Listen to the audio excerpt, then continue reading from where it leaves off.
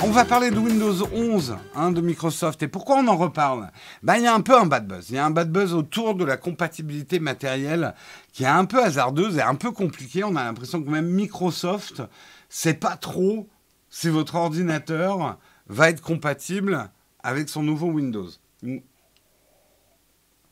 Donc, qu'est-ce qui se passe en fait? Microsoft a profité du week-end pour tenter de clarifier la situation face aux prérequis matériels nécessaires à Windows 11. Et en fait, il y a 3 points, on va dire, d'achoppement pour votre compatibilité à Windows 11. Il y a le processeur, évidemment. Il y a le TPM, j'expliquerai un peu, et la carte graphique.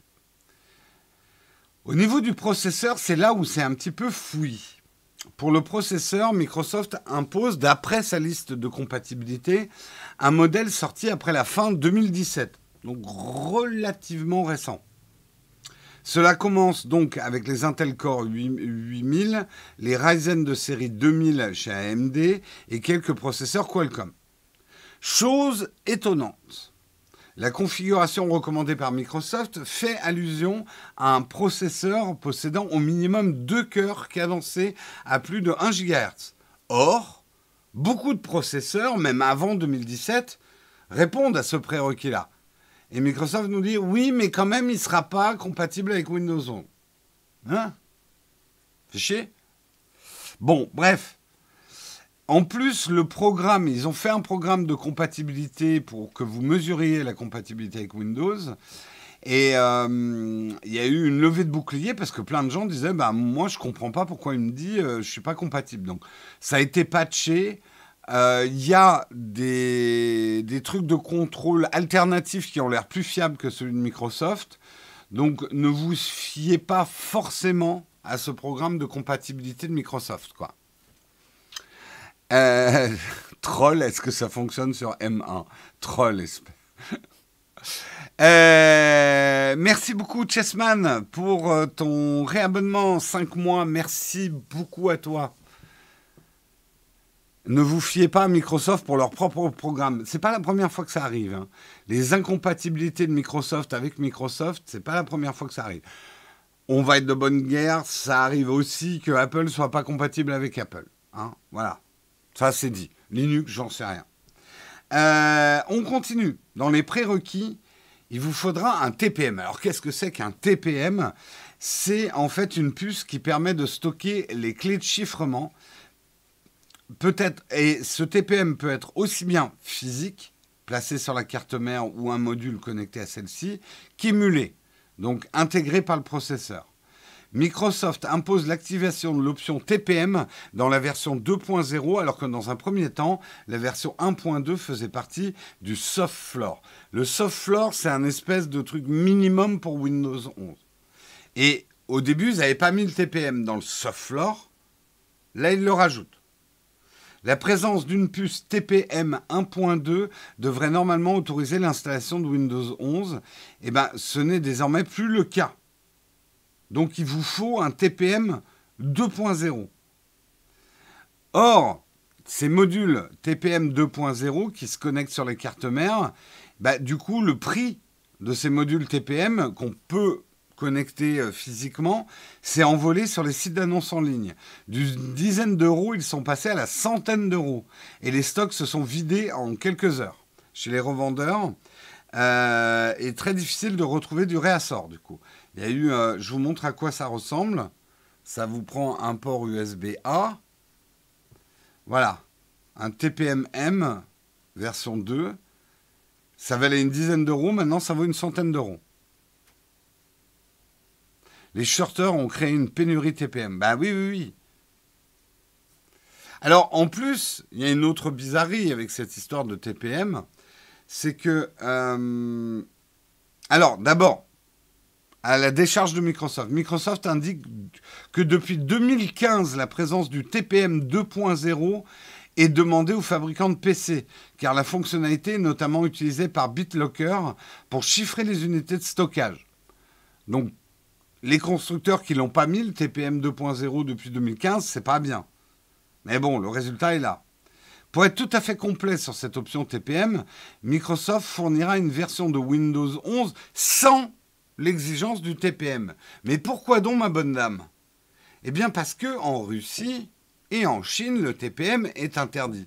C'est un chiffrement qui n'est pas autorisé par le gouvernement chinois. Le gouvernement russe, il est strictement interdit de mettre un TPM. Donc il est remplacé par un autre système de sécurisation, pas du tout sécurisé pour l'État. Vous voyez ce que je veux dire. C'est à ça que ça mène quand on dit « Ah ben, moi j'ai rien à cacher ». Enfin, surtout quand c'est l'État qui vous le dit. Mais non, tu n'as rien à cacher. Mais vraiment rien à cacher.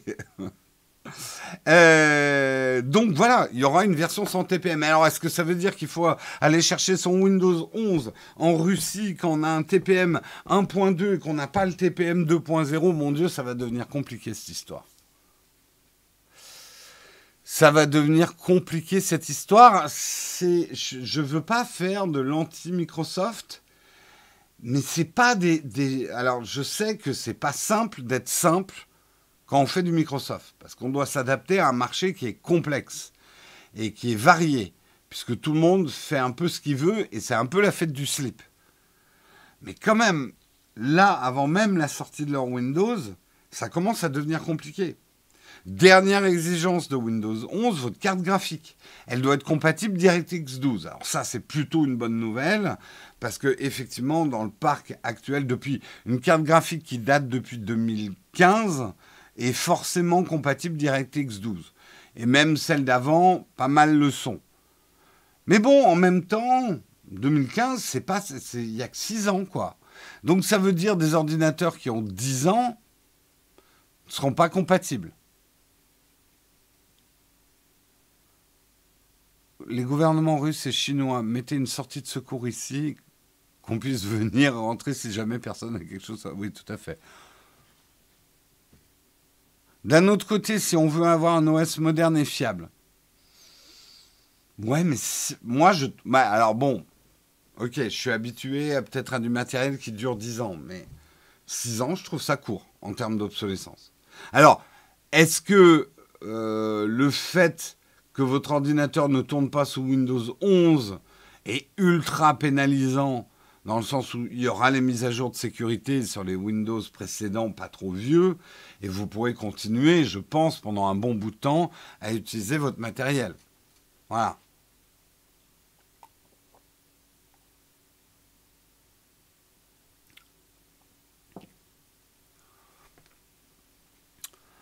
Mais il sert à quoi le TPM 2.0? C'est des unités de chiffrage, en fait. Les modules TPM, je l'avais expliqué.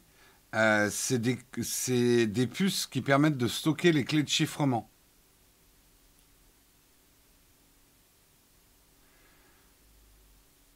Si, désolé de te contredire, mais chez Apple, des ordinateurs qui ont plus de 10 ans sont compatibles avec le dernier OS. Hein.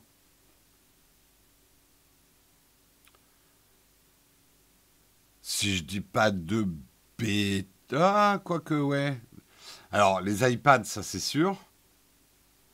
Les Mac, les dernières versions de macOS, ouais, je suis pas sûr. En fait, j'ai un doute. Venez tous chez Chrome OS, donnez toutes vos données à à Google. Oui, oui, il y a une puce aussi chez Apple dédiée pour le chiffrement. Non, c'est 7 ans sur les Mac. D'accord, ok, merci Sentinelle. Bon, bah alors, ok, ça a l'air assez habituel sur les ordinateurs. C'est vrai que je me référais aux iPads qui sont compatibles au moins 10 ans, quoi.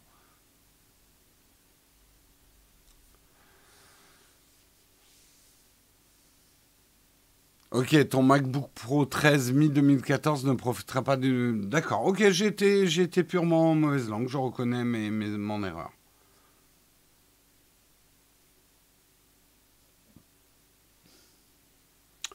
Euh,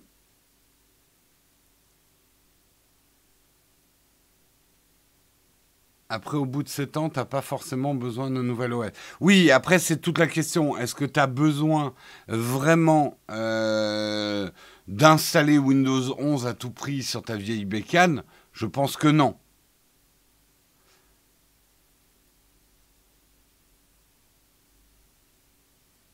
Non, pas 10 ans les iPads. Oui, non, en fait, je suis en train de dire n'importe quoi ce matin. Vous avez raison. Je sais pas pourquoi, j'avais 10 ans en tête.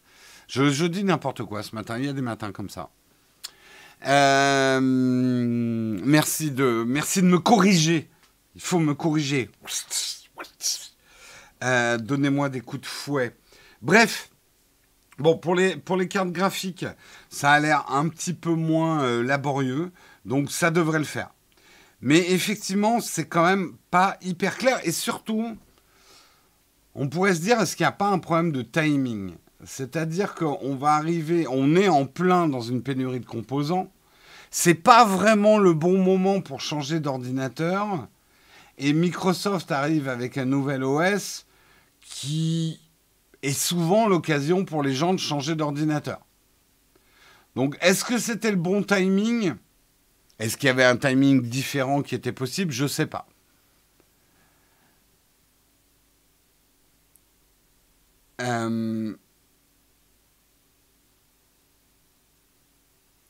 Mais ça a été un enfer pour Microsoft de se débarrasser d'XP. Ouais. C'est osé de la part de Microsoft en pleine crise de composants. C'est ce que je disais, ouais. De dire un peu aux gens, bon, bah, c'est peut-être le moment de prendre un nouveau PC, on sort un nouvel OS. Moi, en tout cas, tous les gens qui me disent « Ouais, est-ce que je dois acheter un PC cette année et tout ?» Je dis « Ah, c'est pas le bon moment d'acheter. Hein. Les composants sont chers, sont rares. Et je pense que ça va durer 2021-2022. Hein.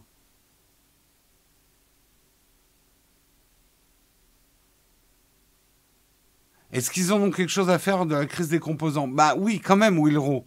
Le succès... En fait, le problème quand tu sors un OS, c'est est-ce que tout le monde va l'adopter ? Est-ce que beaucoup de monde va l'adopter ? Et Windows a déjà... Microsoft a déjà eu ce problème avec Windows Vista. Le truc où il fallait quasiment changer de PC pour pouvoir le mettre, quoi. Vista tournait pas si mal avec les nouveaux PC de l'époque. Mais alors, il n'était pas du tout rétro-compatible, ou très peu, ou très mal. Donc oui, si Microsoft veut que beaucoup de monde adopte Windows 11, soit tu fais un OS qui s'adapte bien au parc existant, mais généralement on dit voilà, prenez un nouveau PC, c'est l'occasion quoi aussi. Oh, Apple là, hein, la crise des composants aussi. Hein. Les délais s'allongent hein, chez Apple.